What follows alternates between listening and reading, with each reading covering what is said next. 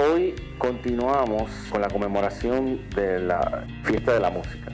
Ayer comenzamos de forma bastante contundente con este recuerdo de las voces de la música de los 80, una noche muy bonita, con cantos, conversaciones y demás.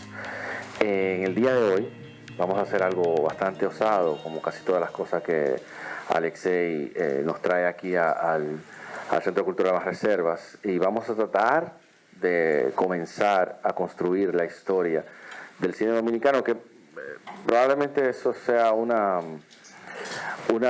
asunto que ya se ha intentado hacer en algún momento, y hay gente como King, como Milton, como Rossi, que tienen, digamos, esos ladrillos en su cabeza.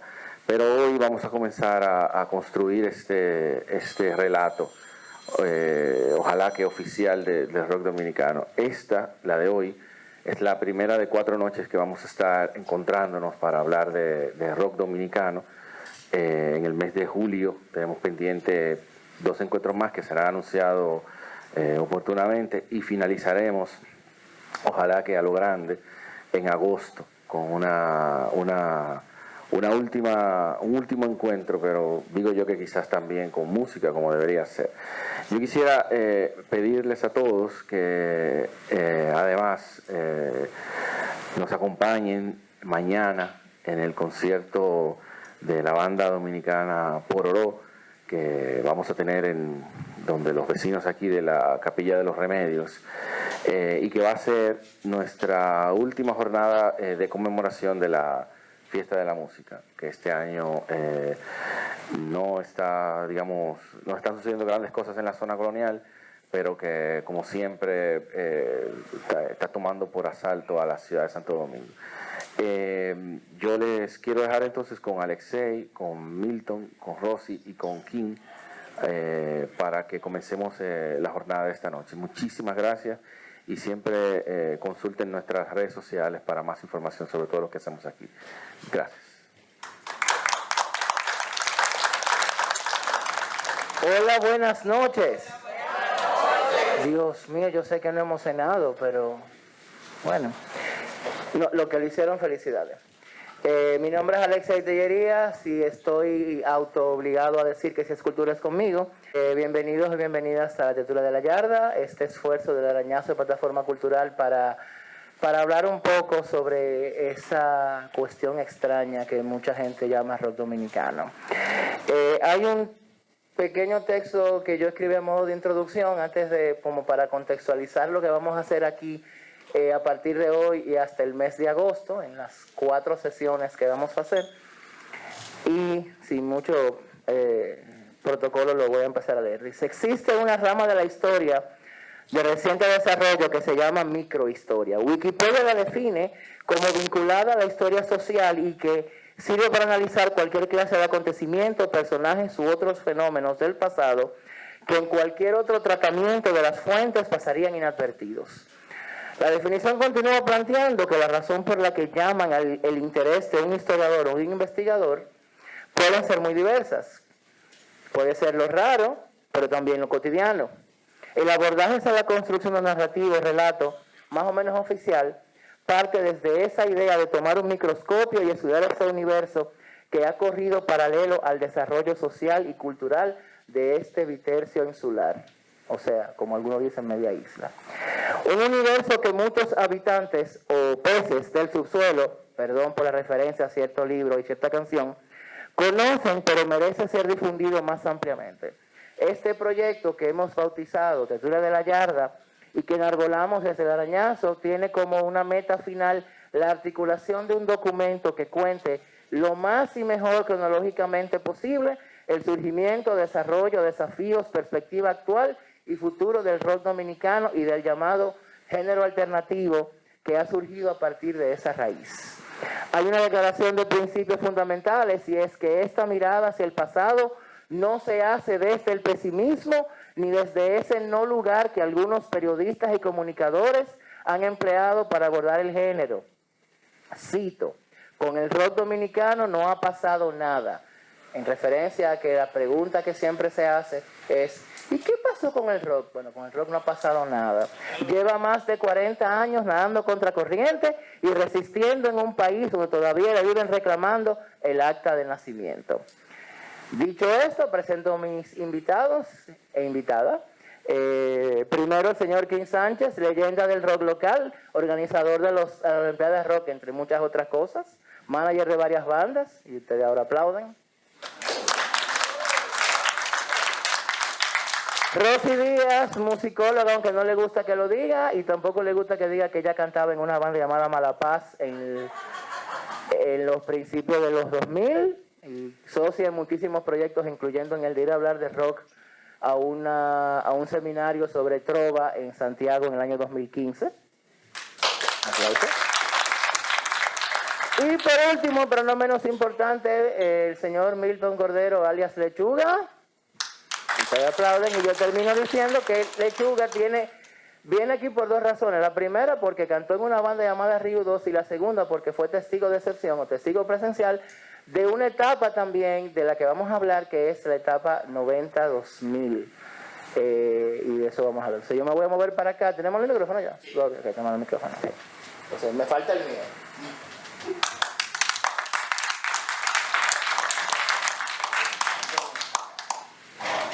La idea es que esta tertulia tiene ciertas preguntas que no tienen un destinatario. La pueden responder todos, como la puede responder uno, como la puede responder ninguno, esperamos que no sea el caso. Y partimos del concepto, queremos escribir la historia del rock dominicano. Hoy empezamos con eso y obviamente tenemos que darle estructura. Y la idea es que esta conversación empiece a darle esa estructura histórica al relato del rock en RD. Entonces, ¿cómo cada uno de ustedes siente las distintas etapas? Porque hubo una prehistoria, ha habido una historia y la historia ha tenido divisiones y subdivisiones. Y en pequeños rasgos, porque obviamente para hablar de más de 50 años de música, sí, más de 50 años de música, porque realmente si hablamos, y eso, ¿quién puede hablar mejor que yo? El rock en República Dominicana empieza en la era, durante la era, y de la era ya pasaron más de 50 años. Eso, más de 50 años de música. ¿Cuáles son los hechos que marcan la división entre un momento de la historia y el siguiente? Entonces, a ver, ¿quién quiere coger la primera? ¿Quién quiere coger la primera pedra? A ver.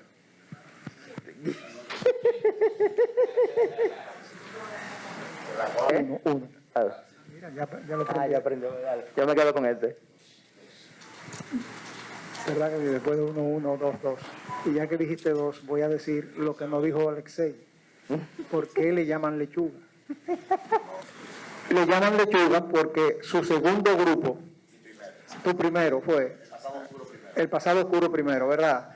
Su primer grupo en las Olimpiadas se llamaba Lechugas Frescas. Y de ahí vino de Milton Lechuga y más nunca se ha podido quitar la lechuga de encima. Lo que creo que a él le gusta muchísimo también porque sigue tan fresco como una lechuga. No, esa historia que Kim dice es bueno hacerla. Mi primera agrupación fue Lechugas Frescas en la Olimpiada del año 1993. Y a mí me marcó mucho esa Olimpiada porque nosotros quedamos en último lugar. Éramos muy malos, pero participamos con verdes totalmente.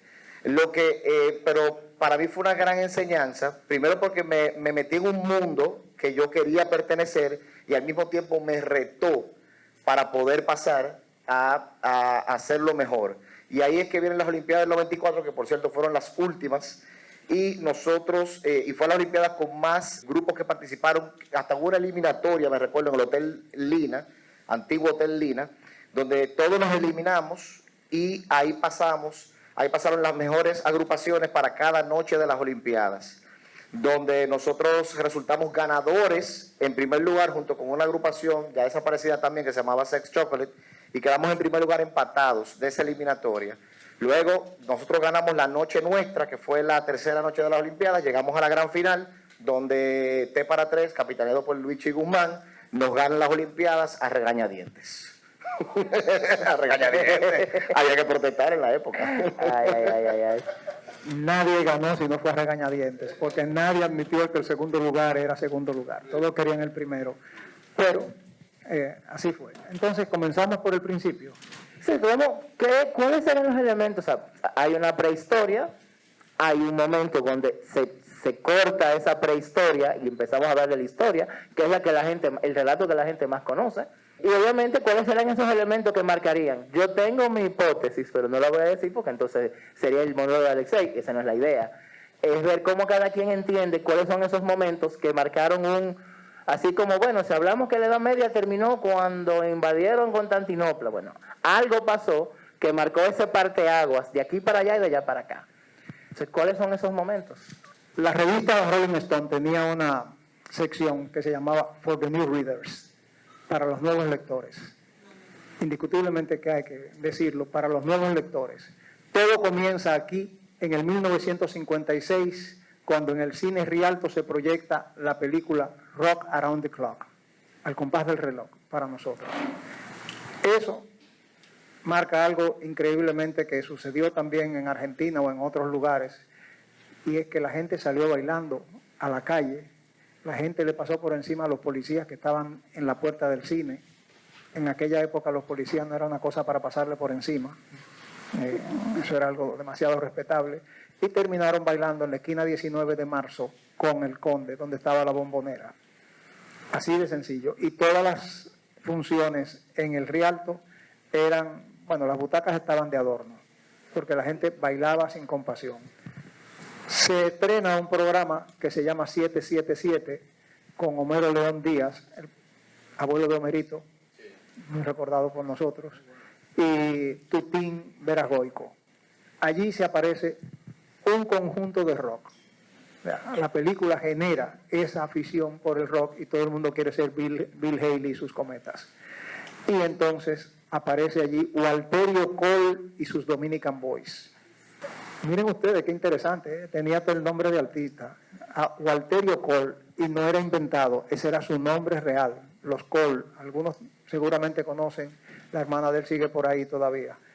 Y a la semana siguiente, en la ciudad apareció un conjunto de rock, tenían que aparecer otros más, y la gente se vuelve loca. Y se le aparece en la calle Mercedes, donde vivía Jorge Taveras, se le aparece Milton Peláez y le dice, vamos a formar un conjunto de rock. Dice, tú te estás volviendo loco, yo soy estudiante del conservatorio, no importa, vamos arriba. Milton era multiinstrumentista. El instrumento de Milton primero era el violín. Interesante. Violín, flauta, batería, etcétera, piano. O sea, Milton era un pequeño genio. Y forman los Happy Boys. Ya te digo que el pianista era Jorge Taveras. De ahí en adelante sigue pensando.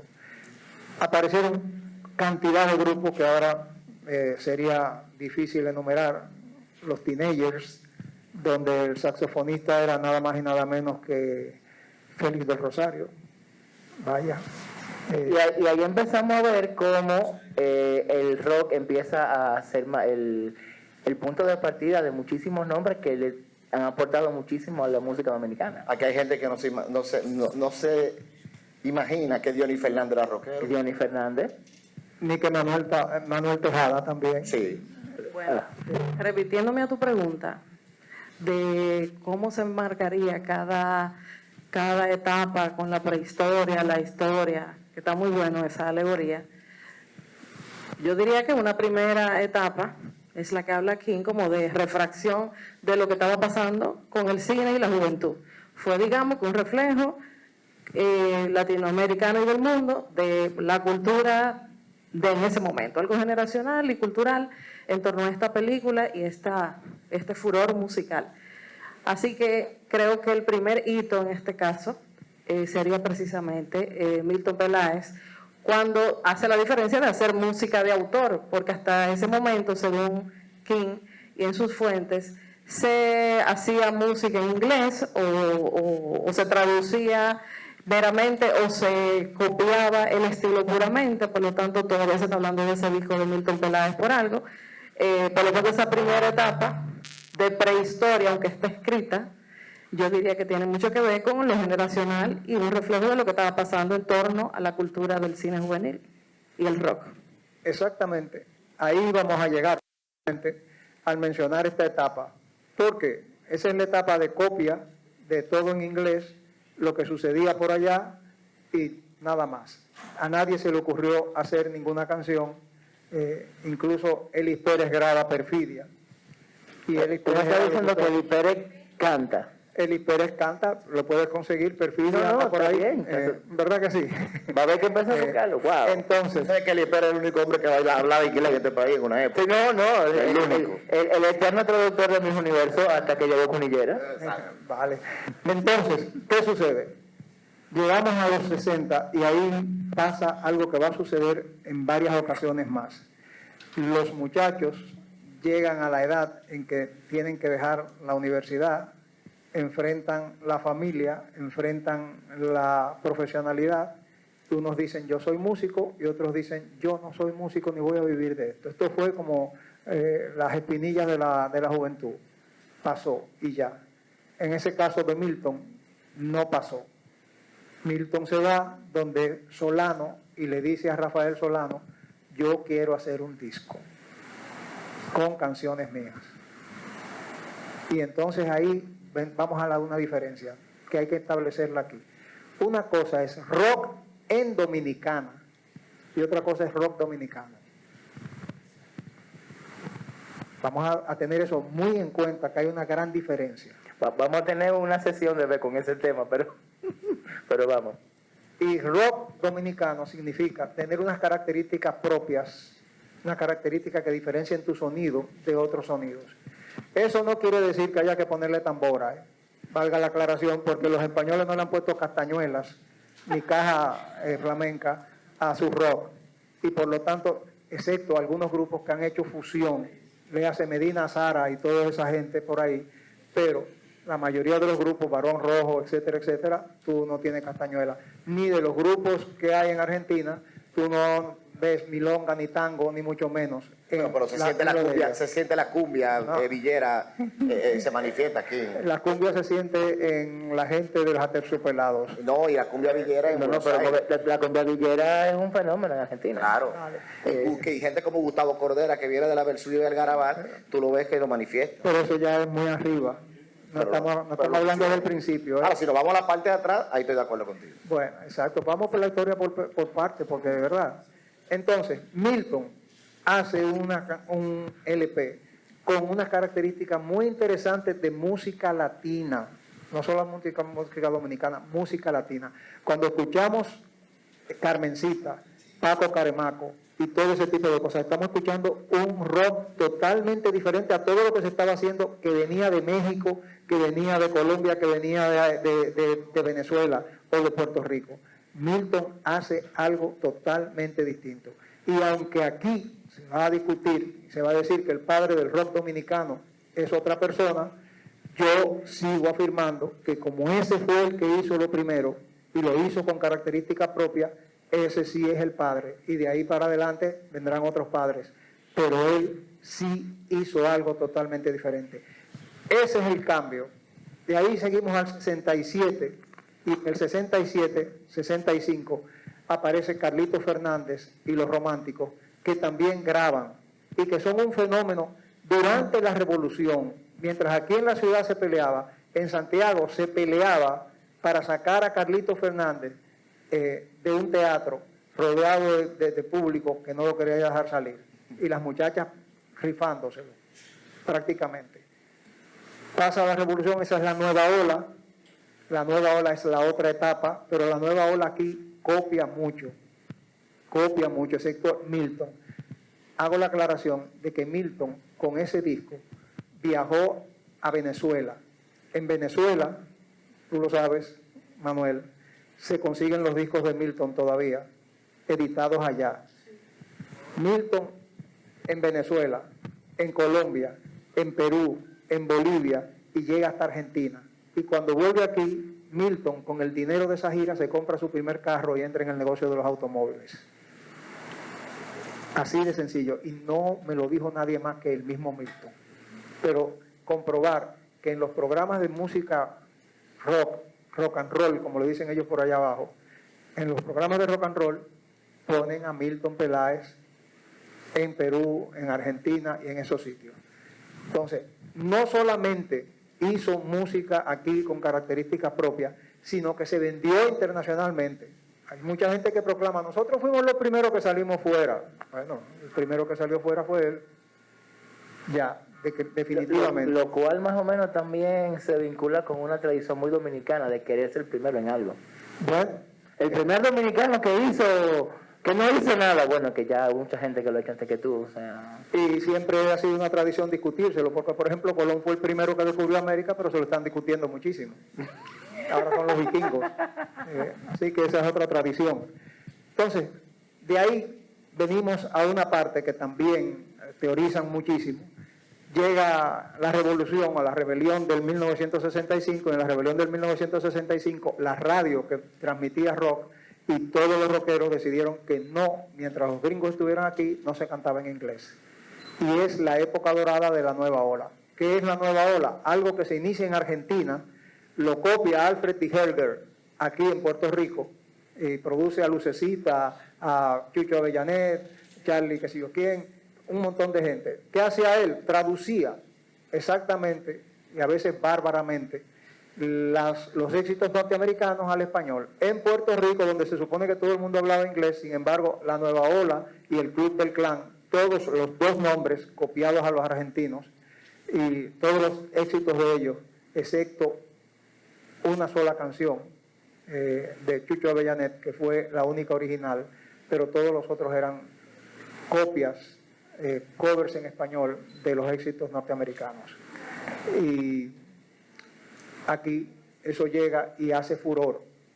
Y precisamente también Venezuela participa en eso, y los Supersónicos llegan aquí y llenan el Teatro Olimpia y son la figura más ovacionada de un carnaval que se hizo en el Malecón. Entonces, tienes esa etapa de la nueva ola. La nueva ola termina en 1967, en plena explosión de la psicodelia, y que ya se habían ido los gringos, se da juego otra vez a cantar en inglés. Entonces se divide la música en dos. La música gallega, que así le decían los que privaban en gringos, los que creían que el rock solamente se podía cantar en inglés. La música gallega es la nueva ola. Y la caída inglesa era todos los que cantaban en inglés. Esa etapa, pero ahí, en esa etapa de la nueva ola, no me voy a olvidar de un tema, porque hay aquí uno de los protagonistas. Entrar a un estudio de grabaciones para los grupos de rock siempre fue algo prácticamente como soñar el sueño imposible. No había dinero, no había formas de entrar. Pero René León, que está ahí, mírenlo ahí, ese es René León. Aplausos. Y en su familia mucha música, porque él es hermano de Dani León. Así que ahí había música. René logra en la radiotelevisión dominicana, por vida de su bajista, un bajista que después fue de los Bemols y que después se fue a Estados Unidos y fue uno de los bajistas cotizados de jazz en Nueva York, el Guasón. ¿Cuál era el nombre del Guasón exacto? ¿No te acuerdas? Sí. Pero él era el papá también de una chica que fue baterista en los grupos de rock de las Olimpiadas. Nos vamos a acordar de ella también ahorita. Entonces, ¿qué sucede? Él graba. Las grabaciones que hizo Carlito Fernández con los Románticos fueron patrocinadas por la compañía anónima tabacalera. Y toda esa gira cibaeña de él durante la revolución, mientras aquí se peleaba, allá se bailaba.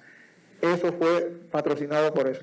El disco nunca se lanzó, el álbum, nunca se llegó a lanzar, pero José Manuel Enríquez, que era el bajista del grupo, sí tuvo, José Manuel Enríquez murió, tuvo todos los tapes, las cintas, y después él se lo copiaba a todo el que quería. Eso es un material que se puede conseguir todavía. Que ahí está un tema que Manuel y yo hemos hablado en otros momentos, que tiene que ver con todo ese material que o se perdió o es muela de garza. Es muela de garza, Que pero tú sabes que se grabó y obviamente que también dificulta poder difundir y crear una cronología. O sea, por ejemplo, yo siempre entiendo, como yo lo miro, es que el punto de quiebre ocurre con una agrupación que tú conoces muy bien, que se llama Brahmins, en los 80, porque yo sé que en los 70 están los Masters, están los Friends. Es que hay otros. Pero las referencias que hay son, bueno, las 2 o 3 que uno encontraba, por ejemplo, en el libro de Scott, y es más que nada una referencia testimonial con un par de fotografías y un par de flyers que aparecen. Bueno, el primer disco de 45, precisamente, es el que graba René. El primer disco de 45, o sea que del LP de Milton, del LP no nato, de los románticos con Carlito Fernández. Carlito Fernández llegó a ser cantante en la orquesta de Rafael Solano por un tiempo. Ese fue el primer disco de 45, o sea, tenemos puntos de quiebre. Primer LP, primer disco que se vende en 45. Le sigue a ese disco la primera encarnación de los Brahmins, que era Mañana, y de ahí nos quedamos. Raúl Castillo también graba con los Brahmins, que ese era un cordoazuleño que vivía aquí. De ahí pasamos a no grabar más, a pesar de que había gente como este muchacho Héctor Gutiérrez, que trabajaba en Fabiola como ayudante de grabación, pero ningún grupo entra. Los Masters, que son el grupo que cubre la época de los 67 hasta los 70, los Masters, los X6, los TNT, toda una serie de grupos con unos equipos increíbles, porque se trajo en esa época unos equipos fabulosos. Era la época de la penetración cultural yanqui. Y todos acusaban que todos esos equipos y todas esas cosas eran facilitadas por los yanquis. Y mentira, era facilitado porque prácticamente los grupos no comían, no suspiraban, no se compraban un pantalón, pero había que buscar el equipo. Y así aparecieron los amplificadores Fender grandes y las guitarras y todas las cosas, a base de sacrificio, que no fue fácil. Entonces, llegamos a los 70. En los 70 ya la radio entra en acción, y de programas en una emisora, y uno tener que estar saltando en el dial de una emisora a otra, de HN, HZ, de HZ, HG, de aquí, allí, allá, entonces ya aparece una emisora específica, aparece HIN Radio con la programación prácticamente completa. Pero antes de eso había HILX, la X. Música Totalmente rock. Música americana, como se le decía en los 80. Este era uno de los que Uno de los DJs. Esa emisora estuvo formada por, y está en su libro, Teo Veras, Tony Jansen, Manuelito Silvestre y un servidor. Y además, cuando no nos cumplieron, nos robamos el transmisor y lo llevamos a la casa del jefe del servicio secreto, a ver que si lo fueran a buscar allá. Ahí tenemos el titular para mañana. Eso fue genial. Entonces, ya entra HIN. Nosotros con HILX cubrimos una etapa y entra HIN, porque Teo, que estaba con nosotros, estaba en HIN, entonces HIN se hace rock completa. Ahí entra un punto de quiebre. Se llama Pepe Durán. Y Pepe Durán se inventa La Pantera, se inventa los festivales Frescapil, y es Pepe Durán la persona que le da el sentido comercial, valga la aclaración. Sentido comercial quiere decir que hace que las grandes compañías patrocinadoras se interesen en el rock. Si ya se había interesado la compañía anónima tabacalera para grabarle un disco y patrocinar giras, pero es Frescapil, la Colgate, la que se mete con Pepe Durán. Y Pepe Durán tiene a los Rose Salco, que es un grupo compuesto esencialmente por gente, decían el conjunto del Carol Morgan, y con ellos comienzan una etapa excelente. Por ahí surge Jazz Rock and Company y otros grupos más. En Jazz Rock and Company el guitarrista era nuestro amigo Iván Carbuccia. El tecladista era nada más y nada menos que el señor que hoy en día fue director de la Sinfónica. ¿Cómo dices el nombre? Dímelo. Director de la Sinfónica. Director de la ¿Fue Sinfónica. o todavía es? No, no lo es ya. Ah. Que yo sepa, no lo es. Cucurulo. Cucurulo. Dante Cucurulo. Bueno, exdirector, pero director también de la Sinfónica del Entonces, teatro. ahí se graba, ahí llega y aparece el disco de oro.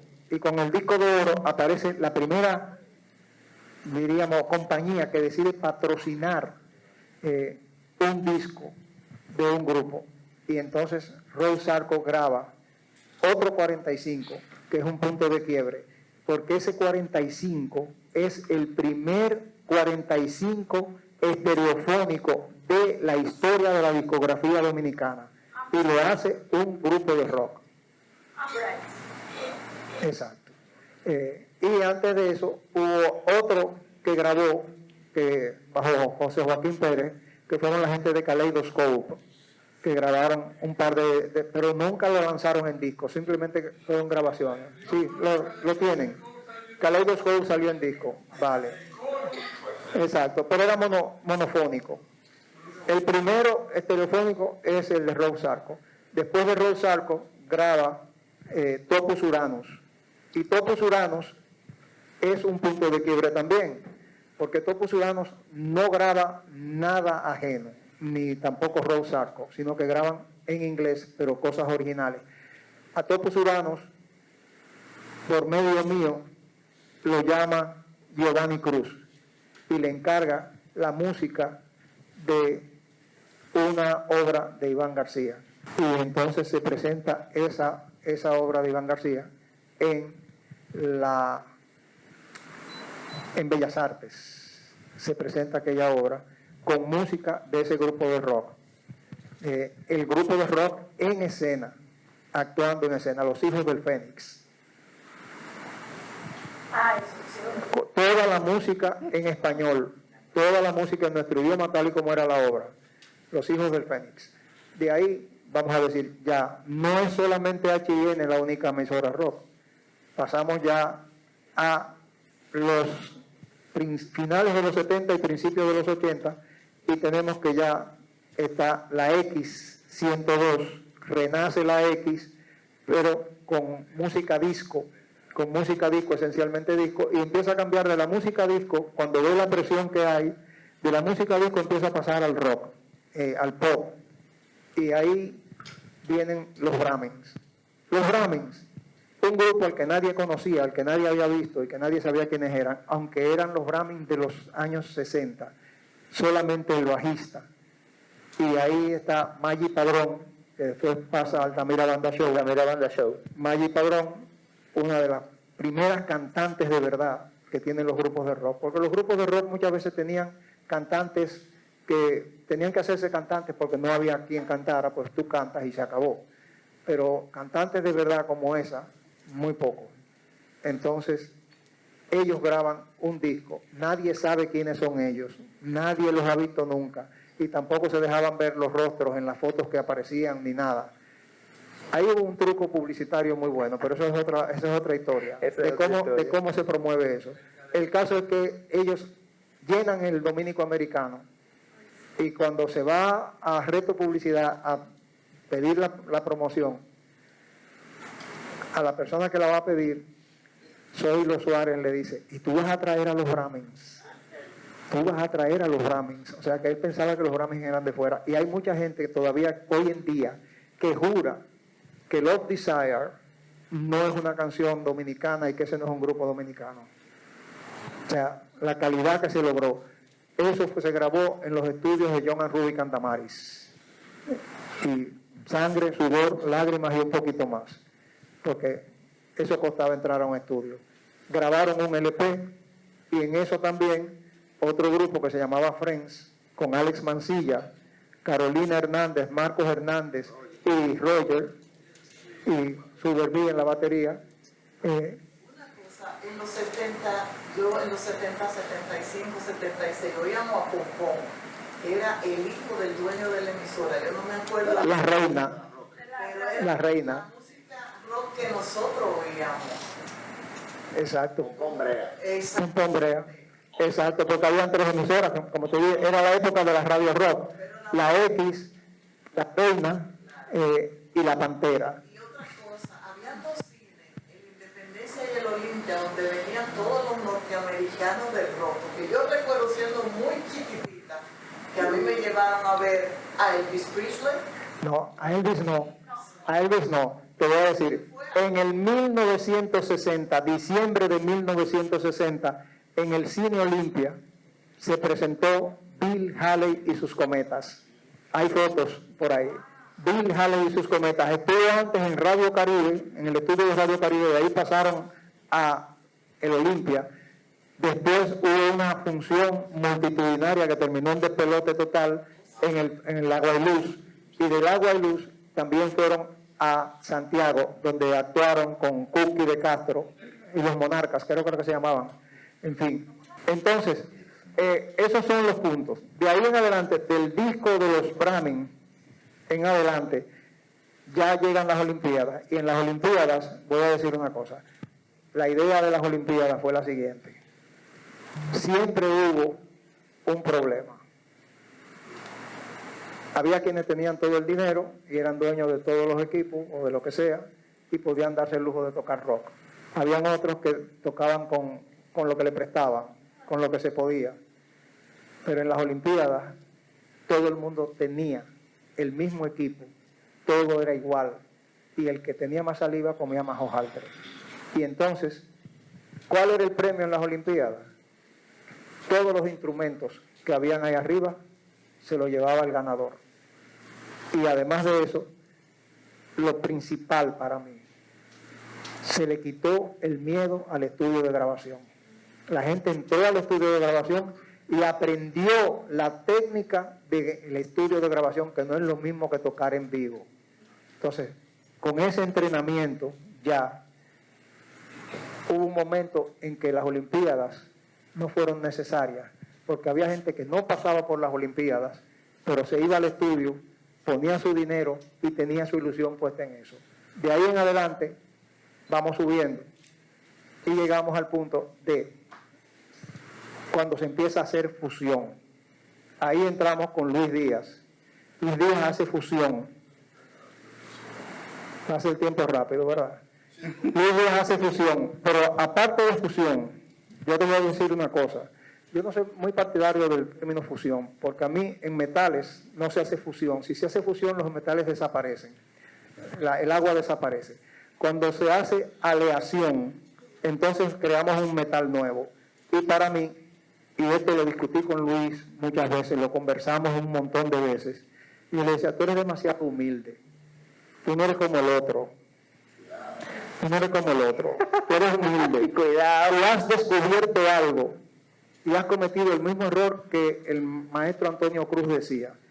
Nosotros tenemos años llamándole merengue a cosas que ya no son merengue, porque le hemos hecho muchos cambios. Y no hacemos como los cubanos. Los cubanos, cada vez que le introducen un cambio a su guaracha, le ponen un nombre nuevo. Nosotros no. Nosotros seguimos llamando merengue. Entonces, Luis descubre algo nuevo, no le pone nombre, pero lo vende bajo rock.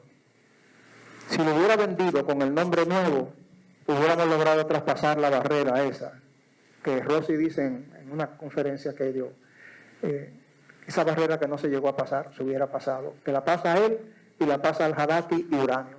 Dime, por favor, que ya yo concluyo. Yo digo que hay una transición muy rápida porque hablamos de rock, pero después del rock vino el twist, que fue diferente, una música totalmente diferente. Sí. Entonces, era música americana, pero no era rock. Pero fíjate que yo omití dos cosas. Omití el twist y omití el disco, porque no son rock. Incluso hay mucha gente, hay en internet, hay una historia del rock and roll dominicano que comienza con gente bailando twist. Y hay gente que cree que el rock de Bill Haley, de Elvis Presley, de Chuck Berry se baila como el twist. El twist es una cosa y el rock es otra. Son ritmos totalmente diferentes y por lo tanto lo mismo que la música disco. Conviven, es como el pop, conviven, pero el rock es el rock.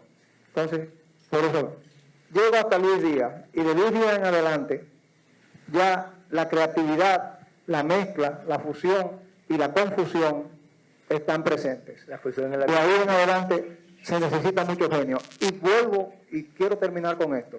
Luis me explicó a mí un día cómo él hacía sus canciones. Y él utiliza una base de música dominicana, y sobre esa base de música dominicana, él va poniendo capas de otras cosas. Crosby, Stills, Nash & Young, Bob Dylan, etcétera, etcétera, una serie de influencias que él tenía, pero el fondo, la base, es dominicana. Entonces, tú le puedes llamar a una cosa que tiene una base de, vamos a poner, de palos, por decir una cosa. Tú puedes decir que esa base entonces eso es rock, eso es palos, con otra cosa. Para mí, yo le decía que su música se llamaba con. Sí, por una razón. Porque cuando tú haces un locrio que lleva pollo, que lleva arroz, que lleva salsa de tomate, que lleva muchísimos condimentos, y tú te sirves, hay quien te dice, dame del concón. ¿Por qué no le dice locrio? Porque la textura, el sabor, es totalmente distinto al resto de la olla. Y eso que Luis hacía era, toda esa música que él tenía, todo ese locrio que él había echado, todos esos elementos de categoría que él había echado en su cabeza, se habían convertido en un concón excelente, creativo, fabuloso, y que merecía un nuevo nombre y venderse de otra manera. Una cosa que no tuvimos, y termino aquí, no tuvimos disqueros, no tuvimos apoyo en ese sentido, y por eso nos quedamos prácticamente aquí y por eso todavía estamos aquí. La voz dominicana era la meca musical del Caribe por arriba de los cubanos, pero como Petán solamente se inventó el sello Caracol para tener 3 o 4 disquitos por aquí, pero no proyectaba los grupos fuera, por eso nos quedamos aquí. No se olviden, y te lo dije esta tarde, que cuando los cubanos necesitaron un cantante para su mejor orquesta, ¿a quién buscaron? A Joseito Mateo. Joseito Mateo salió huyendo por una razón política y cogieron a Alberto Beltrán. Y cuando a Haitier le preguntaron con quién, cuál era su mejor cantante, dijo, no, yo no puedo decir eso porque yo lo escogí a todos, pero sí te puedo decir con el cual yo vendí más discos, con Alberto Beltrán, y con la canción de ese macorizano, que la canción se llama perdón, aunque me cueste la vida, y el cantante es Luis Calaf. Exactamente. Entonces, me quedo ahí porque esta gente tiene que hablar. Y ya yo me he pasado de la raya. No, quería hacer lo que Rosy había dicho. Esos puntos. Importante tu parte. Esos puntos de quiebre, que entonces hay mucho tema. Del 2000 para acá, hay en esta ciudad mucha música creativa, mucha música que debe venderse, pero seguimos con la misma cojera. No tenemos disqueros. Ustedes saben por qué Juan Luis Guerra es conocido en el mundo entero.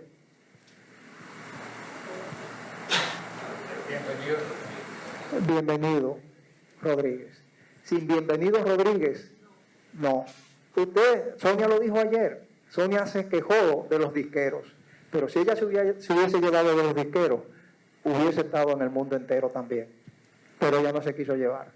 Ustedes saben que ella grabó El Arañazo a contracorriente, a contrapelo de su gusto, y no le gustaba la canción, y ella en una entrevista dijo que a los años ella había tenido que hacerse amiga del Arañazo, y sin embargo esa fue una grabación, ¿no?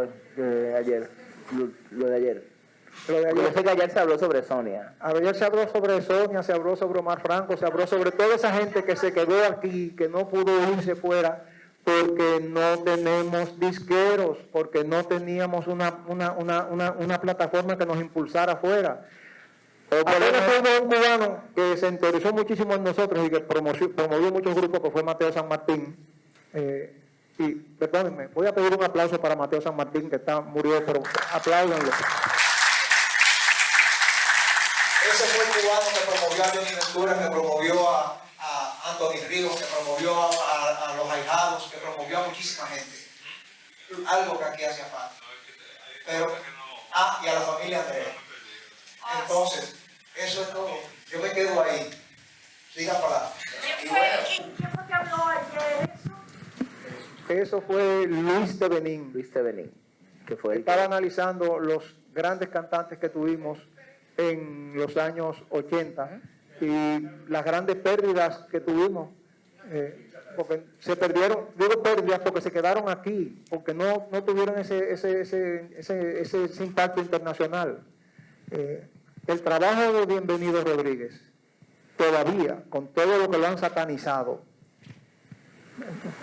tú miras y dices, pero sí es verdad, lo han satanizado, que él es el malo, que él es el malo de la película, pero sin él no salimos de aquí. Yo lo defiendo.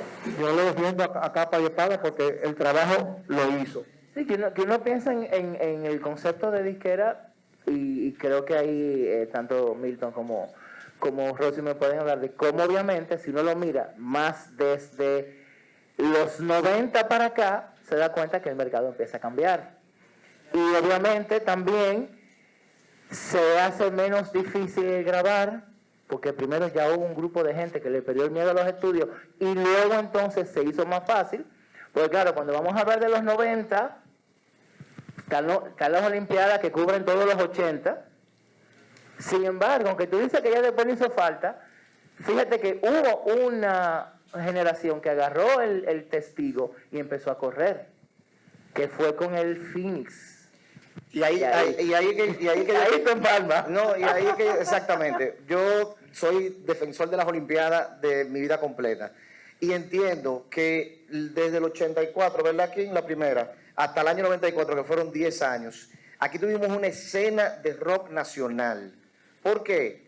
Todos los veranos y antes, mucho antes, todo el mundo estaba en la preparación de lo que se venía, los grupos nuevos, quiénes van a participar, quiénes van a competir, las expectativas, qué grupo estaba duro, qué grupo estaba flojo. Entonces, eso era todo el tiempo para nosotros, algo muy, muy bonito. Por lo menos desde mi punto de vista como fan, que entré por primera vez en el 88, a ver Olimpiadas, vi a Toque Profundo en el 89 coronarse campeón y así sucesivamente hasta que participé en el 93 y en el 94. ¿Qué pasa? Yo entiendo que nosotros, fue tan impactante la era Olimpiada que cuando llega el Phoenix todavía quedaba eso de las Olimpiadas y se mantuvo hasta que lamentablemente vino ese nuevo punto de quiebre hasta los años 2000 cuando nace A Nivel D, que toma el escenario en ese momento y le da una nueva época de oro al rock nacional. Yo soy de los que entiendo, y siempre se lo he reclamado aquí, Manuel no me deja mentir, que yo entiendo que las Olimpiadas es un producto que debió de quedarse como plataforma. Creo que hubiésemos estado en un mejor pie actualmente, musicalmente hablando.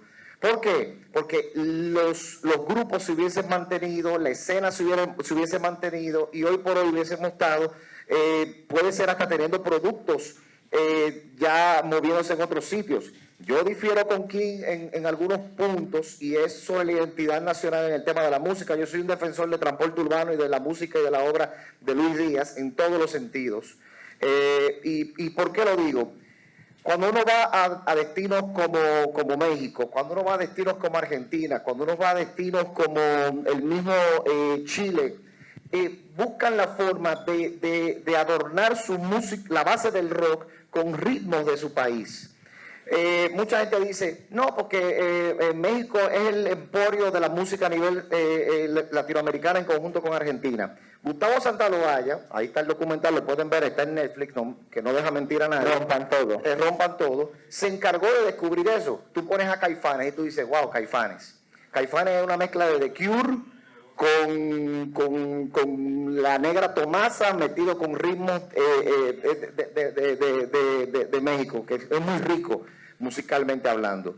El terror, para mí, que fue un gran descubridor de ritmos de la isla, en conjunto con otros sociólogos y otros antropólogos, logró plasmar eso en una base del rock, porque eso era transporte urbano con Héctor Santana, después Peter Nova, a Juan Francisco Ordóñez y con Guy Frometa, que eran rockeros naturales.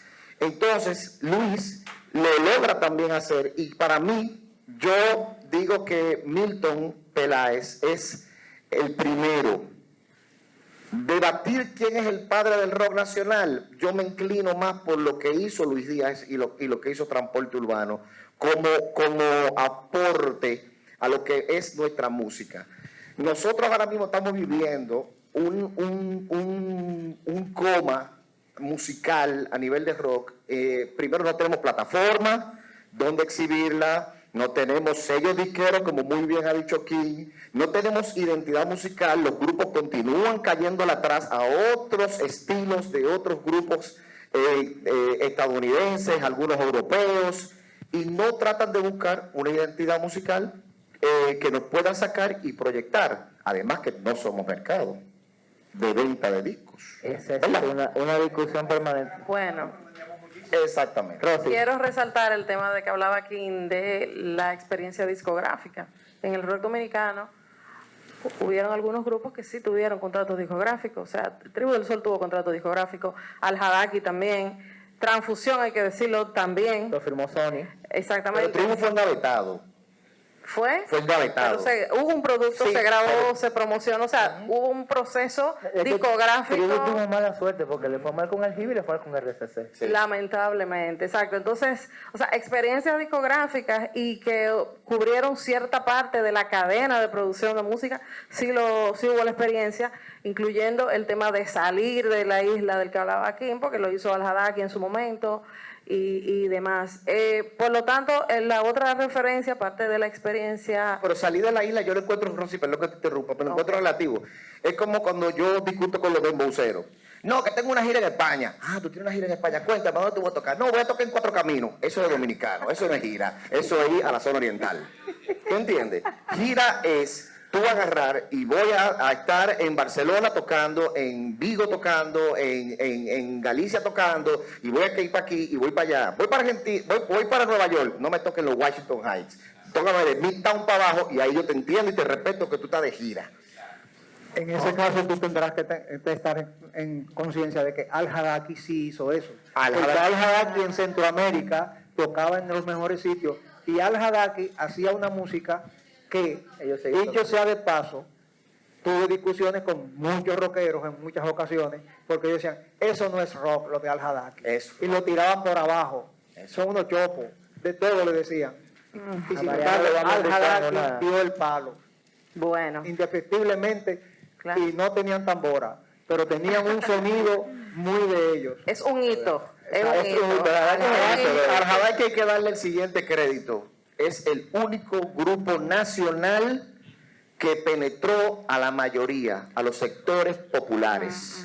En el barrio te cantaban Bajo el cielo, espera de... y todas esas cosas. No, y lo que dijo Mariano, que vio un limpiabota ganar de medio lado, y yo entiendo que eso se puede poner como un check. Eso es rock nacional. O compartir cuando tarimas penetra. con merengueros en fiestas populares, ¿no? Exacto, sí. Eso también es como... ¿Ibas a decir algo, Rosy? Sacarlo de el contexto urbano también, el rock, gracias a esas bandas, salió del contexto urbano, o sea... Bajo el cielo esperaré, la pueden cantar en Samaná como la cantan en Pedernales, ¿tú me entiendes? O sea, o Por ti, de Tribu del Sol, sigue siendo banda sonora de las bodas del día de hoy. O sea, me refiero a ese contexto de una experiencia que sucedió de esta forma, pero sí. Lo otro importante es el tema de los registros discográficos, en este caso los que fueron físicos, la era para streaming. Con Olimpiadas pasó que la nota diferente sacó un CD, que lo recuerdo porque la única vez que llamaba a una emisora, a rogar, porque ya se había acabado y Federico Almeida me guardó uno, con las canciones ganadoras y canciones como importantes de la era Olimpiadas, pero hay muchos otros soportes, festivales que tuvieron soportes, conciertos icónicos como los últimos que se dieron en el Agua y Luz, que te entregaban un cassette con un single de cada grupo que se presentaba. Yo tengo cosas de Guaiteado todavía en mi casa, de JLS. Pero eso de Guaiteado tiene dos temas que no están en el que no están en el disco Hermanos de Sangre. Venganza y... Me voy a morir. Fantasías locas. Y si te vas un chin más para atrás, estamos con Rock Arena, que era de María José, siempre se me olvida exacto, que tú veías a Rock Arena y veías a Regata, veías a Coral Negro, veías a Etiqueta Negra, veías a Razón Vital, que era un circuito totalmente diferente de sectores medios altos que también hicieron una penetración que lograron en esa época, junto con New Page, junto con MPFs y otras agrupaciones, llenar el anfiteatro de Alto de Chabón de cabo a rabo. Precisamente cuando yo termino las Olimpiadas es porque estoy consciente de que ya la gente no le tiene miedo al estudio, de que ya todos están decididos y de que aparecen personas como María José, que ella no solamente ella, productores que se dedican a promover esos grupos y a promover los conciertos. Era el momento en que ya yo no tenía que ir a un concierto preocupándome por el sonido, preocupándome, torciéndome el pescuezo a ver si llovía o no llovía, si era al aire libre, y preocupándome de mil cosas, y brincando de aquí para allá durante el concierto entero.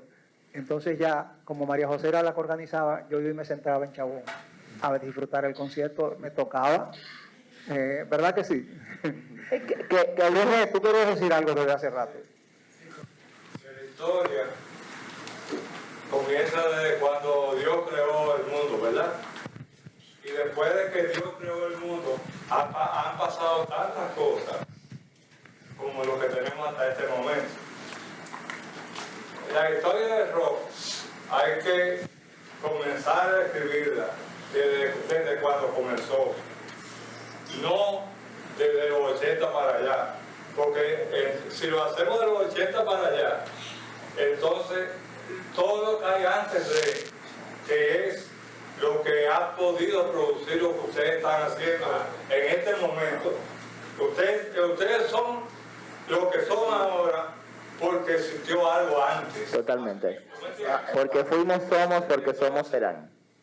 Yo considero, ustedes tienen 4 sesiones, yo considero que estamos muy adelantados y vamos a caer las 4 veces con lo mismo, porque ya estamos metidos prácticamente... No, igual en cada sesión se va a trabajar un elemento en particular. Entonces yo recomiendo que se haga la historia como debe ser desde el inicio y que se haga por etapas y que la primera sea una etapa, la segunda sea otra etapa, la tercera sea otra etapa y la cuarta sea la final. Sí, no, bueno, se agradece. Igual esta documentación no va a ser exclusiva, o sea, no es que vamos a hacer esto para de aquí solamente tomar, estamos tomando testimonios, porque igual hay otros elementos de la misma historia que queremos especificar. Luego en una segunda temporada, porque la idea no es simplemente quedarnos en 4 sesiones, sino seguir investigando y profundizando, tomaremos otro tema y volveremos a trabajarlo, pero para estas 4 sí hay elementos fundamentales, por ejemplo, que no se ha tocado porque el tiempo no nos va a dar, pero es la relación amor-odio que el rock dominicano y ritmos cercanos ha tenido con la prensa nacional. O sea, empezar a hablar solamente de ese detalle para hablar de la historia del rock dominicano y su vínculo con la prensa, se va a tomar una sesión completa. Igual se agradece y lo vamos a hacer en sesiones más adelante o en temporadas más adelante, porque esto es una investigación que lleva tiempo y haciéndose, y esta también es una forma de comenzar a acercar testimonios. El rock comienza en los 50, aquí en Santo Domingo. Sí, pero no era rock, era rock and roll. ¿Tú me entiendes? Sí. Después vino el rock diferente.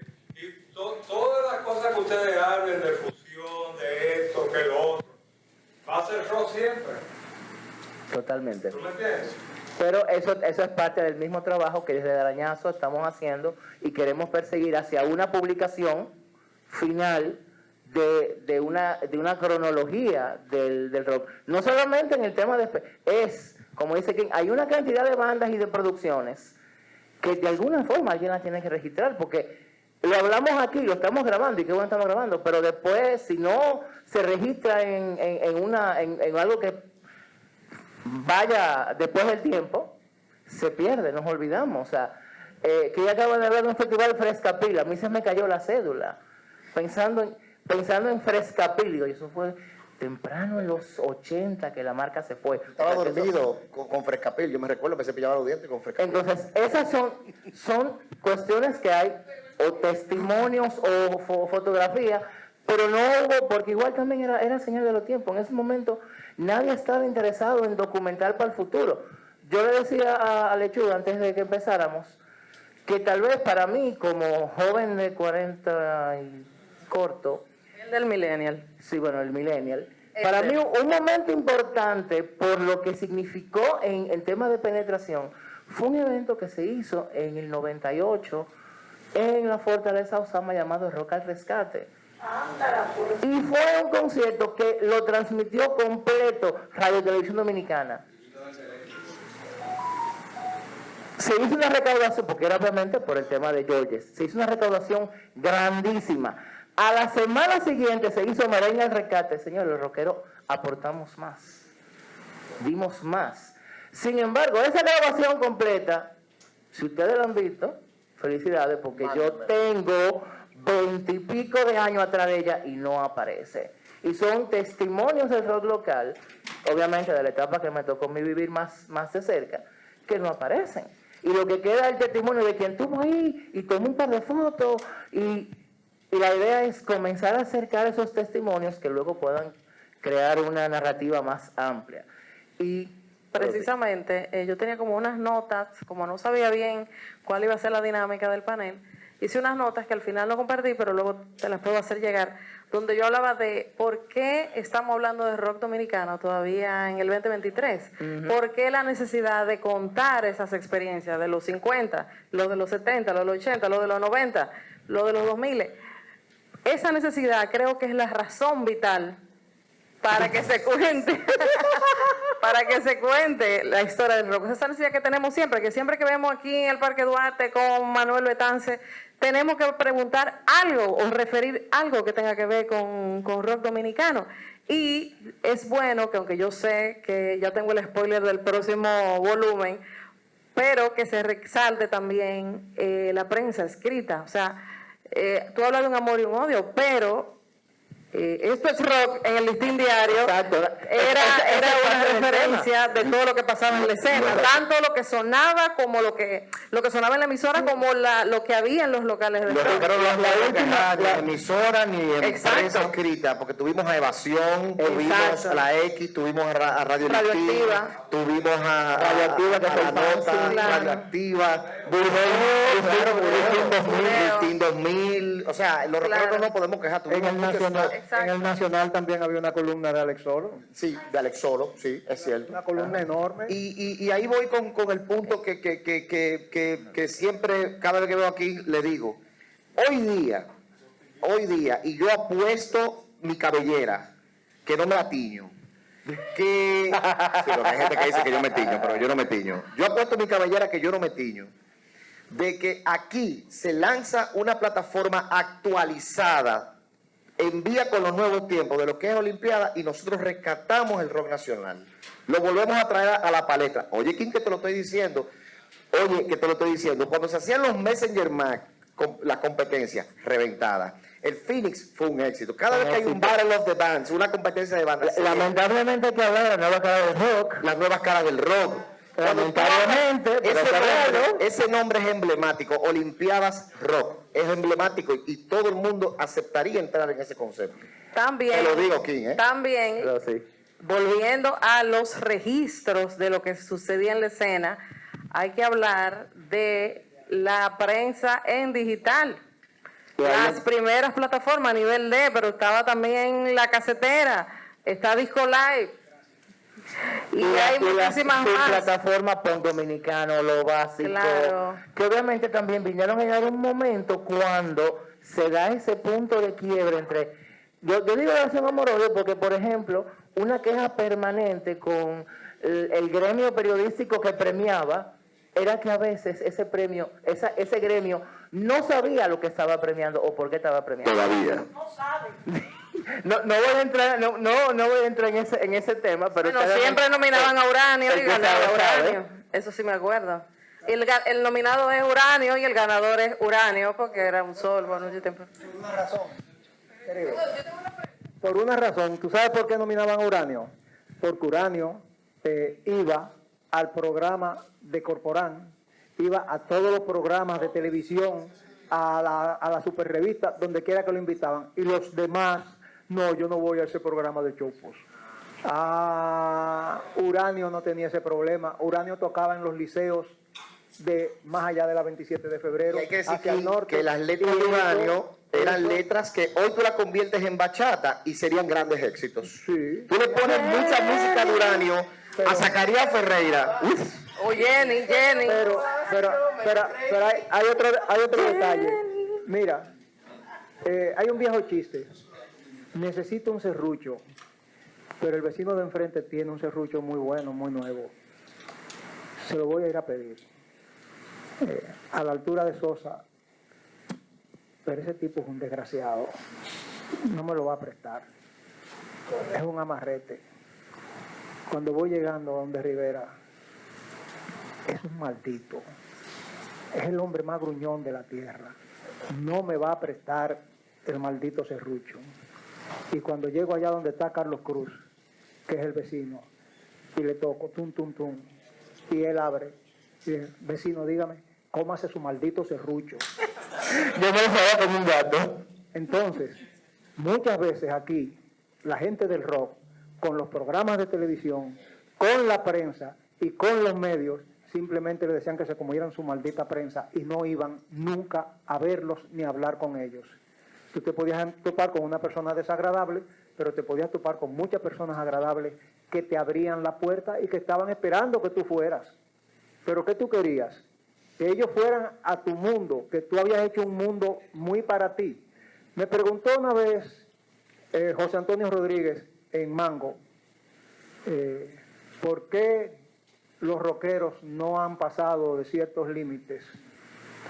Yo le dije, porque el gueto tiene límites y tú lo puedes pasar, pero el autogueto, el límite no se ve y el autogueto está aquí. Y tú dices, ahí yo no puedo tocar porque no me van a... Señores, ¿qué hablan ustedes de que el rock no entró en determinadas ambientes? El rock and roll se metió en Villa Francisca, que eso no tenía madre. Johnny Ventura tenía una influencia del rock and roll que no, increíble, y él lo confesaba. Pero además de eso, cuando ustedes oyen bachata, la bachata sería un bolero mal tocado, simplemente, si no le hubieran metido las guitarras eléctricas. Y las guitarras eléctricas, ¿de dónde vienen? Y las guitarras eléctricas y el tipo de armonía que ellos le metieron y las canciones, es la influencia de Adamo, de Gianni Morandi, de Nicola Di Bari. Todo eso se sigue vendiendo por allá arriba todavía. Ustedes van ahí a la Duarte y todavía se venden esas canciones y eso influyó chiquitita. ¿Sí o no? Sí. Libre. Totalmente. Nino Bravo. Entonces, el rock también influyó por ahí, había gente que escuchaba rock, lo que pasa es que si tú no vas y te vendes, pues no te van a escuchar, es tan simple como eso. Si no vas a la prensa no va a donde ti. Hay una cosa que es indiscutible y es que eso ustedes no lo han visto muy claro. Y mucha gente cuando yo se lo digo me dice, pero es verdad. ¿Qué esto me tiene desesperado? Okay, ahora sí. A mí también. La Olimpiada no era un concurso. Era una plataforma. Era una plataforma, era un movimiento. Era un movimiento que alentó la creatividad, que hizo relaciones con la prensa, que proyectó todo. Esa era la idea. Y yo pensaba que ya de ahí en adelante no había que... O sea, yo no creo en la gente imprescindible. Y por lo tanto, cuando me quité del medio, yo pensaba que ya yo me iba a ir a sentar a ver los conciertos. Pero tú podías sentarte. Manuel, encárgate de la Olimpiada. Oye, ya. Marian tiene una pregunta. Lo que pasa es que escuchándolo a usted, hablar del tema de la disquera y por qué no. Lo que pasa es que usted contestó un poquito mi pregunta al exponer ahora. Yo pienso, ¿de quién es la responsabilidad? O sea, ¿sobre quién pesa más? ¿No había como una inclinación real, un interés real por exportar nuestro rock, o era un problema de los rockeros? Porque yo le voy a decir algo. En más de una ocasión, en mi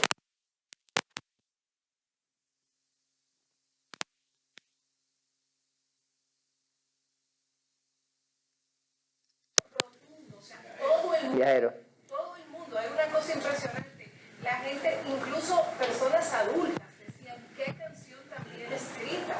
Entonces, yo lo que digo es, era un producto totalmente exportable. Y estoy mencionando ese, pero puedo mencionar muchísimos, incluyendo a Tú sabes que la gente que viene aquí de fuera, de la industria disquera, piensa que todos aquí debemos tener una maraca amarrada en los tobillos y una guira en la mano. Y si no es así, no. Eso es lo que se piensa muchas veces. Y cuando encuentran otra cosa, se asombran. Tú hablas de ese himno. Yo te voy a decir un par de himnos que le ponían la piel de gallina a la gente. ¿Dónde estarán? ¿Dónde estarán? Eso pone a la gente loca. Otro, Gasco es arte. No lo ponían en misa de milagro. De Cabo Azul. De Cabo Azul.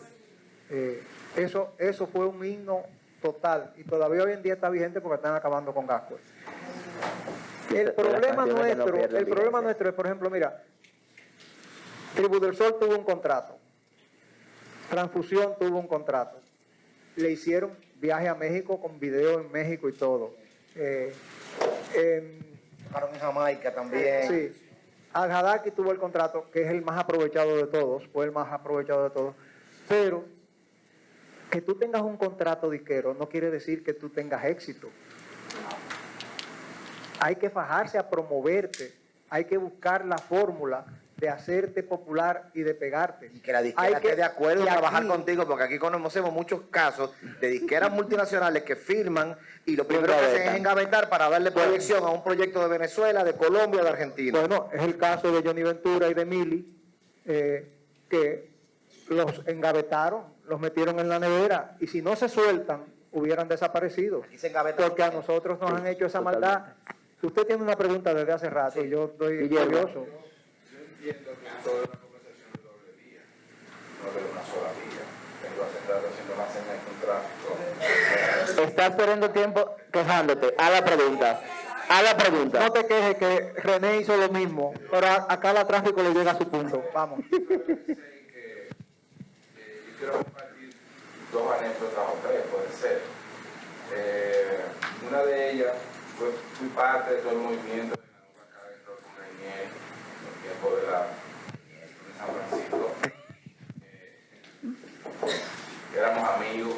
También fui parte del proyecto Samapalusa, que fue un proyecto también donde tocó por primera vez Al-Hadaki en ese espacio que fue la cancha del Merlin, la primera. Pero también fui parte del proyecto, los primeros premios dominicanos. Los premios del rock dominicano, los LTV. Sandra. Rock LTV. Que fue en la Cuba Cartaína. Yo recuerdo que en ese tiempo yo tenía un cepillo blanco que lo pintaba con brocha, con pintura de aceite todo el fin de semana, porque en la semana entera se ponía amarillo. Entonces, ese cepillo le llamaban anarquía. Yo le pintaba en la capota del frente. Y entonces ahí conocí a Edwin y a este tipo, el bajista que murió de tiempo. Homero Guerrero. Y entonces nada, yo me involucré en el proyecto y yo pasé a ser el artesano que construyó los trofeos. El Peñón. Era un peñón alargado que fuimos a buscar por aquí, por los kilómetros, porque se pensaba hacer un diapasón como trofeo.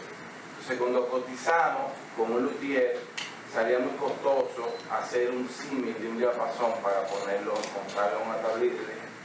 Pero rock, piedra, vaina, vamos, llama ese tema propuesta. Y cuando fuimos para allá, a los kilómetros, monté la propuesta y era un peñón, literalmente, sobre una tablita de madera pintada con tía.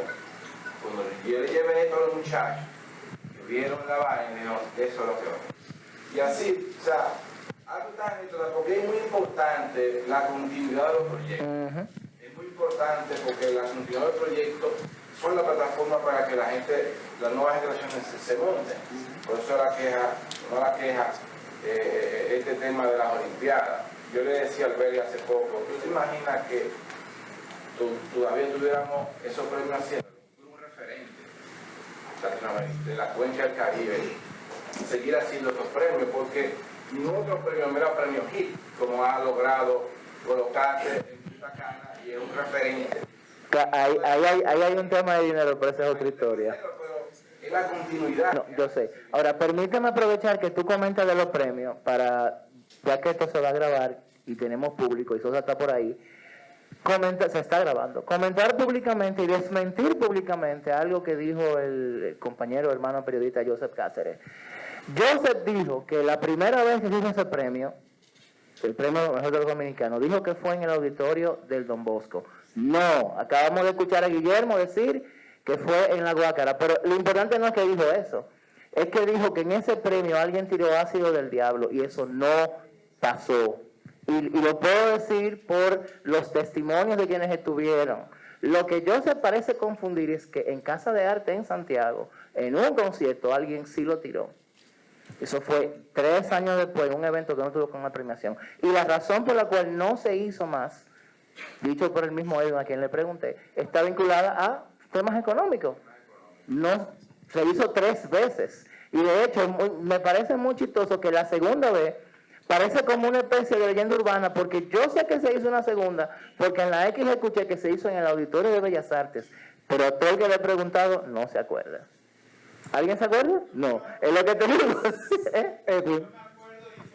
Y fue en Bellas Artes. Entonces, fíjate también la importancia de comenzar a contar, porque de repente aparece gente con cierto apoyo mediático que dice cosas que al final no repercuten en el género, porque hay un tema que es el elefante en la habitación, y no porque yo tenga que decir elefante, que es también el componente social medio que hace que, por ejemplo, cuando Rosy y yo fuimos a una actividad en el 2015, la primera pregunta fue, ¿y eso existe respecto al rock dominicano? Y estamos hablando de un género musical que tiene más de 50 años.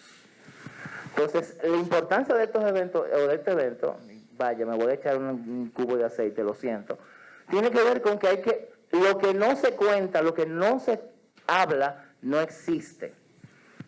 Y entiendo también que todo lo que hemos hablado sirve, y sé que faltan 3 para las 9, así que esto se va a quedar corto, igual lo vamos a continuar. Lo que no se escribe existe. Exacto.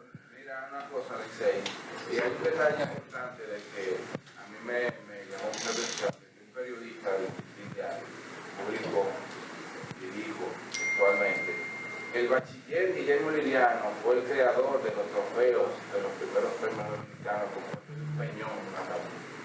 Yo llamé a ese tipo el bachiller. ¿Por qué tú tienes que decir que yo soy bachiller?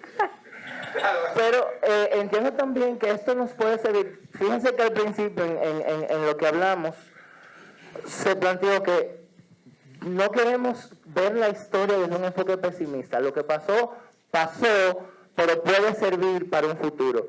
Milton ha hablado de las Olimpiadas. Yo entiendo que si hace falta una plataforma, hay cosas que han cambiado muchísimo. Ya no es lo mismo, o sea, ya a una banda no le importa tanto que el premio sean unos instrumentos musicales. Hay otras cosas que son más premiables. Ahí viene la adaptación y que lo que yo dije al principio. Pero sí hay otras cosas y eventualmente sí puede trabajarse una plataforma, y de eso tenemos que hablar primero cuando se acaba la actividad. Y son casi las 9, yo de ¿a qué edad? Ajá. A ver, ¿cuántas preguntas? Ok, a ver, Pepito. Bueno, José Robles, buenas noches.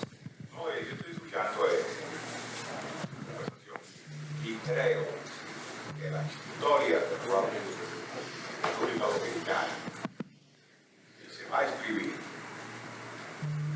hay dos figuras que no pueden quedar fuera, que son Max Cordero y José Joaquín Pérez. Desde el año 60 hasta el 69, quizás fueron las figuras más conocidas y más destacadas en el género en su área. Porque yo veo que se habla de padre del rock y nada más se busca músico. Pero oye, para tú ser padre de algo, necesariamente tú no tienes que ser un músico. Porque Duarte es padre de la patria y no tiró ni un tiro. ¿Entiendes? Está buena esa. Bueno, entonces, hay que ver los aportes de cada cual en su respectiva área para usted evaluar qué es ser el padre. Le faltó Eddie Pérez. Pero lo mencionamos. ¿Quién lo mencionó? Pero fundamentalmente, Max Cordero y José Joaquín Pérez. Porque existían bandas, como se dijo muy bien, en los 60, pero ¿dónde se presentaban? En los programas que hacían ellos. ¿Quién promovía esa banda? A través de la radio y la televisión. La hacían ellos. Recuerden que aquí nada más había dos canales de televisión, el 4 y el 7. Y la emisora de radio es quizás 12 o 15 emisoras, casi todas de AM. El FM aquí no existía. Entonces, esas dos figuras, Max Cordero y José Joaquín Pérez, la historia del rock, si se va a escribir, tienen que estar ellos presentes. Muchísimas gracias. En su primera etapa en los años 60. Muchísimas gracias. Sosa tiene una pregunta. No es una pregunta exactamente. Yo, cuando surgió el comentario de Sonia Silvestre y lo que pasó anoche aquí, quería brevemente marcar en qué fue lo que pasó anoche aquí. El tenor Luis de Benín produjo una de las jornadas de música más interesantes que se ha tenido recientemente.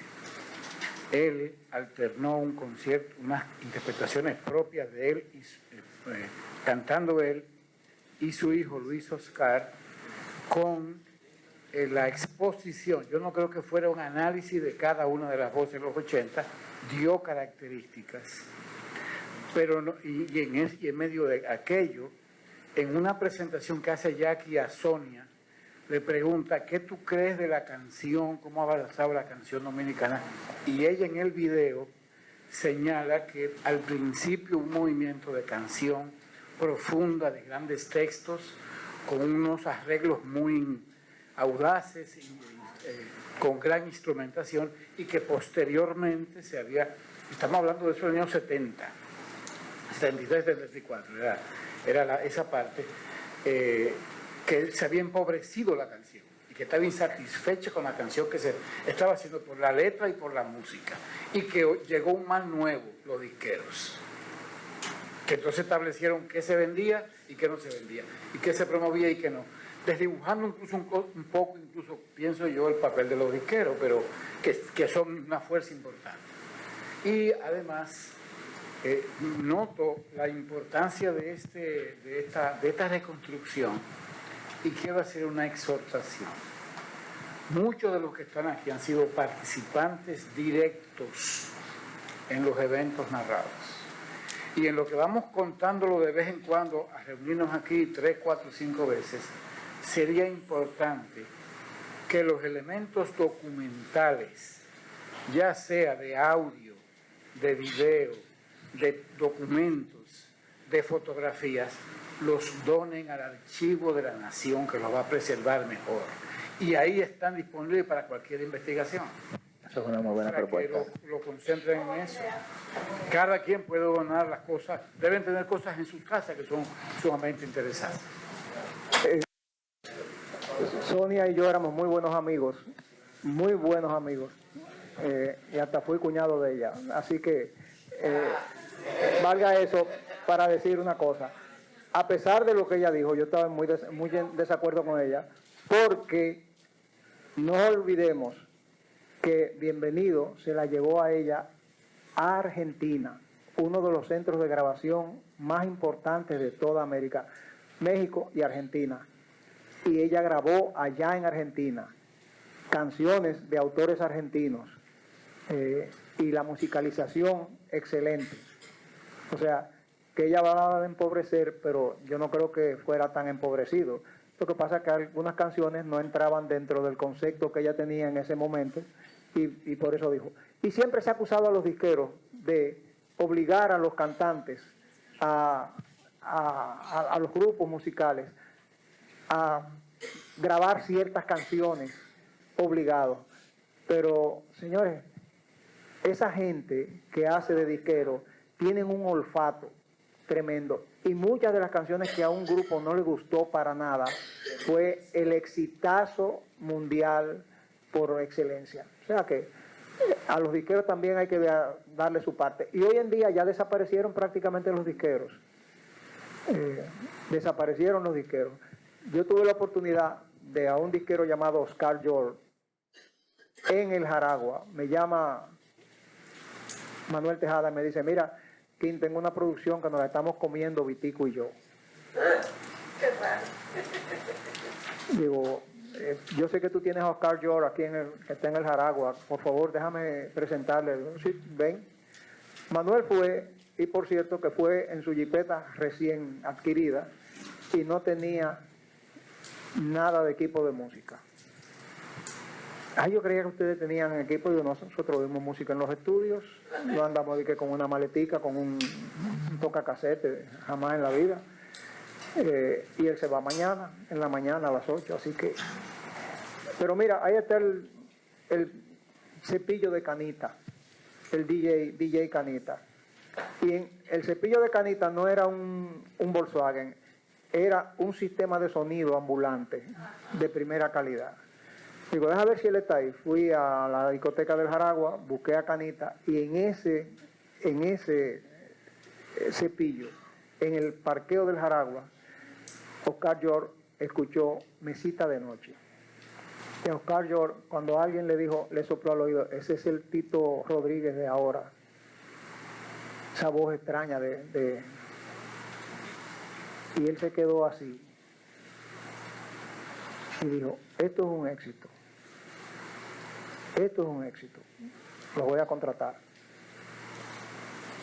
Y luego me dijo a mí, aparte, ¿tú sabes por qué eso va a ser un éxito? Porque no tiene batería. Entre Quincy Jones, Michael Jackson y Madonna han puesto la batería delante de la orquesta y todos los instrumentos detrás. Esto no tiene batería. Esto va a calar en la gente. Mesita de Noche se metió en Estados Unidos de costa a costa. Ese disquero es el que lanza realmente la bachata. El que vio en un Volkswagen en el Jaragua, ahí en un parqueo, y vio la calidad de aquello. ¿Y ustedes saben por qué eso no siguió? Porque a Vitico no le gustaba viajar. Eso lo saben todos. Pero ahí comenzó la bachata. Y ese fue el señor de Bachata Magic. ¿Y quiénes hacen Bachata Magic? Adivinen. Audrey Campos y Fran Seara. Audrey vale. que estaba en Top 40 y Fran Seara que estuvo en MTV. Alexei, hola. En lo desafortunado, antes de Top 40. Okay. Yo propongo que continuemos la conversación allá abajo con un brindis y que le demos un aplauso a nuestros panelistas. Yo sorprendo la emoción. Déjenme dar el anuncio antes de acabar, que para saber cuándo va a ser la próxima, que va a ser en julio, nos pueden seguir en las redes sociales, en Instagram. Bueno, las redes del Centro Cultural BR, no me voy a calentar, pero también en el Aranazo CL, que es la plataforma cultural que coordinamos Laura Virginia y yo, y en Vaina Culturales, que es un proyecto, sí, sin S, porque comerse la letra S es una vaina cultural dominicana.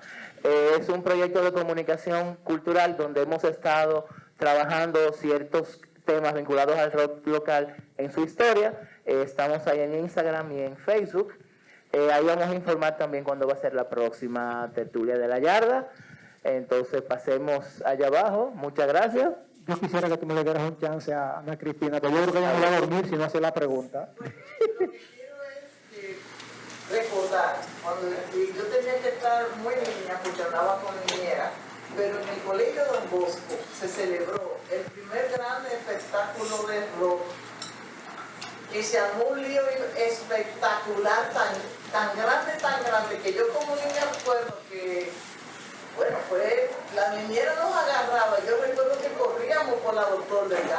está filmado eso. Está filmado. Eso está filmado. Eso lo hicieron José Joaquín y Mar Cordero, precisamente. Y la Papoe, que era un grupito que estaba por ahí detrás de Bellas Artes, que estaba el colmadito de la Papoe, famoso, intentaron hacer algo, pero se encontraron con los Tigres de Don Bosco. Y entonces se armó un bomba, pero bomba. Sí. ¿Qué año fue eso? 60. 65, 68, porque yo andaba con Linnea. Y yo recuerdo que ella, vuelta loca, fue una cosa ahí. Pero es el único rebú en un concierto de rock que se ha armado jamás. Después, los conciertos de rock, a diferencia de las otras modalidades de aquí del país, nunca se armaban líos. Y yo me pregunto de que las Olimpiadas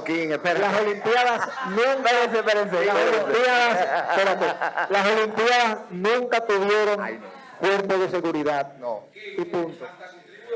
Esa es otra discusión. Ya yo no estaba ahí. Bueno, pues vamos, de las Olimpiadas no queda mucho por hablar y ya son las 9, vamos al brindis y continuamos en la conversación. Gracias por estar aquí, de verdad. Esta ha sido la apertura de la yarda en su primera sesión. Síganos en las redes para las próximas y para informaciones vinculadas a este tema.